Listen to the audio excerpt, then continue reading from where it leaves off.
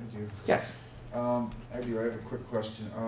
As far as the self-employment, Yeah. I am self-employed. Okay. I mean, what you're looking for basically is you're not looking for my total gross. You're just looking for the adjusted gross. I mean, the money that I put to turn back into my business and the way of being self-employed, so that I don't have to pay too many taxes.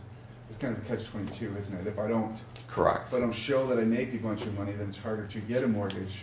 But Correct. the more money that I make, then I have to pay the IRS. Absolutely, that's a fantastic question, and it is a double-edged sword. All right, so a lot of times we'll run into a contractor that might have $400,000 in gross revenue, but he writes off $350,000 of it in expenses, and then he has he's essentially underwriting is going to look at it and say, well, it cost him $350,000 to make that $400,000, so he really only made $50,000.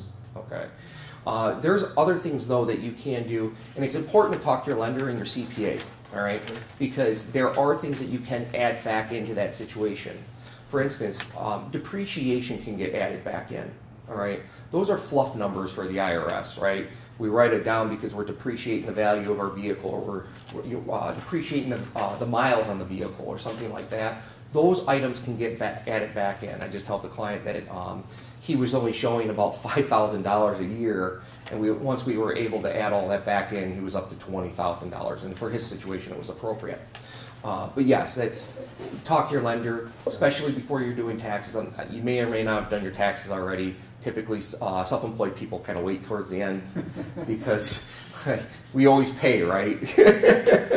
So, yeah, talk to your lender and say, hey, this is the type of home I'm looking at, all right? And sometimes it really depends on what you did the previous year, because it has to be a 2-year average, all right?